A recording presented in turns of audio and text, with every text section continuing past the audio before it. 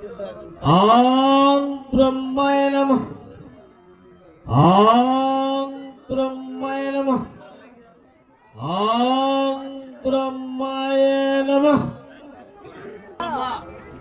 হে পিতৃপুরুষ ব্রহ্মা, তুমি তুমি জগতের পৃথা, তবে তবে এই রূপ কেন?